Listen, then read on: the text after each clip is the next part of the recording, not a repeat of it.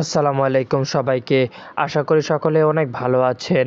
আজ আমরা ফিরে যাচ্ছি সেই ভয়াল রাতে, যেখানে মৃত্যুর সময়ের আগে জানিয়ে দেওয়া হয়েছে সে আসছে। আউট সিরিজের ২৬ নম্বর পর্ব দ্য ডুম পার্ট 1 এমন একটি পর্ব যা সময়ের বিপরীত ধারায় ভয়কে জাগিয়ে তোলে। আজ আমরা বিশ্লেষণ করব সেই প্রতিটি দৃশ্য, প্রতিটি ইঙ্গিত, প্রতিটি আতঙ্ক। আপনি কি তৈরি? তো চলুন শুরু করা যাক। দ্য ডোম পার্ট 1 শুরু হয় এক রহস্যময় চিঠি দিয়ে।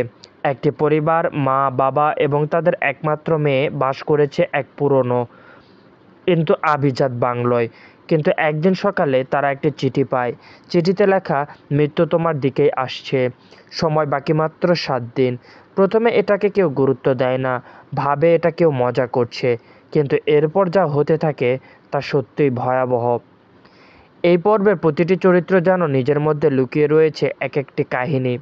নাম্বার 1, মিস্টার শর্মা, মধ্যবয়সী ব্যবসায়ী, খুব যুক্তিবাদী, ভূতে বিশ্বাস করে না। মিসেস শর্মা, অল্প কথার মানুষ, মাঝে মাঝে অদ্ভুত আচরণ করে, যেমন ঘুমের মধ্যে কথা বলা। রিয়া, তাদের মেয়ে, কলেজ পড়ুয়া, দুঃস্বপ্নে কাঁপতে থাকে। চাচা, রিটায়ার্ড অধ্যাপক, ভৌতিক বিজ্ঞানের অনুরাগী। তিনি প্রথমেই বলেন এটা শুধুমাত্র হুমকি নয়, এটা সত্যি ভবিষ্যৎবাণী। এই পরিবার প্রথমে চিঠিকে পাত্তা না দিলেও দিন যত গড়ায় ঘটনাগুলো আরও ভয়ঙ্কর হতে থাকে। প্রথম রাতে রিয়া ঘুমের মধ্যে চিৎকার করে উঠে বলে একজন মহিলা দরজার বাইরে দাঁড়িয়ে আছে। তার চোখ নেই, কেবল কালো গহ্বর। মা বাবা ভাবেন এটা কেবল খারাপ স্বপ্ন, কিন্তু পরদিন সকালে বাড়ির দরজায় পাওয়া যায় একটি ছোট্ট পুতুল। তার চোখ উপড়ে ফেলা হয়েছে। তারপর শুরু হয় প্রতিদিন এক একটি অদ্ভুত কাণ্ড। দ্বিতীয় দিনে আয়নার রিয়ার প্রতিবিম্বের মতো নড়ে না। তৃতীয় দিনে রান্নাঘরে আগুন ধরার মতো গন্ধ ছড়ায়, কিন্তু কোনো আগুন পাওয়া যায় না। চতুর্থ দিনে মা অজ্ঞান হয়ে যান এবং বলেন একটা কণ্ঠস্বর আমাকে বলছে 3 দিন পর তুমি মরবে। এবার পরিবারের সব সদস্যরা ভয় পেতে শুরু করে। রিয়ার চাচা বলেন এই ভবিষ্যৎবাণী একটি অভিশপ্ত আত্মার। তার মতে এই বাংলোটি আগে এক রহস্যজনকভাবে নারী ছিল, যিনি আত্মহত্যা করেছিলেন নিজের সন্তানের মৃত্যুর পর। তার বিশ্বাস ছিল মৃত্যুর তারিখ আগে থেকে লেখা থাকে।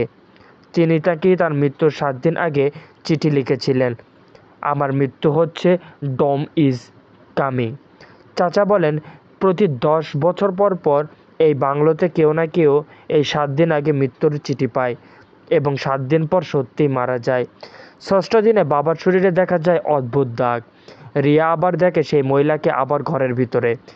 ঘড়ির কাঁটা বন্ধ হয়েছে রাত 3টা 3 মিনিটে। সেই সময় এক মহিলা ফিসফিস করে বলে টাইম ইজ অলমোস্ট আপ। পরিবারের সিদ্ধান্ত নেয় তারা বাড়ি ছেড়ে যাবে, কিন্তু গাড়ি স্টার্টই নেয় না। মনে হয় বাড়িটা কেউ বের হইতে দিচ্ছে না। যখন সপ্তম দিন আসে, সকলে আতঙ্কে চোখে ঘুম নেই। রিয়া রাত 3টা নাগাদ আবার সেই মহিলাকে দেখে। এবার তিনি রিয়ার কাছে এসে বলে তুমি আমার জায়গায় এসেছ, এবার তোমার পালা। রিয়ার দেহ এক মুহূর্তের জন্য ঠান্ডা হয়ে যায়। সবাই চিৎকার করতে থাকে এবং ঘরটা আলোহীন ভয় পড়ে। স্ক্রিনে ব্ল্যাক এবং লেখা আসে টু বি কন্টিনিউ। এই পর্বটি আমাদের ভয় দেখায় শুধু দৃশ্য দিয়ে নয়, ভয় দেখায় ভবিষ্যৎবাণী ও নিয়তি দিয়ে।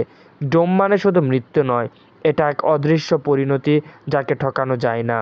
কিন্তু আসল প্রশ্ন হলো কে ছিল সেই মহিলা? সে কি রিয়ার আত্মীয়, নাকি সে অভিশপ্ত আত্মা? রিয়ার সঙ্গে কি হতে যাচ্ছে পার্ট 2তে আমরা সেটি আলোচনা করব। এটাই ছিল আউট সিরিজের 26 নম্বর পর্ব দ্য ডম পার্ট 1 এর পূর্ণ বিশ্লেষণ। আপনার মতে এই গল্পটি সত্যি অপ্রাকৃতিক, নাকি এর পিছনে লুকিয়ে আছে কোনো মানসিক অসুখের ব্যাখ্যা? কমেন্টে জানান আপনার মতামত।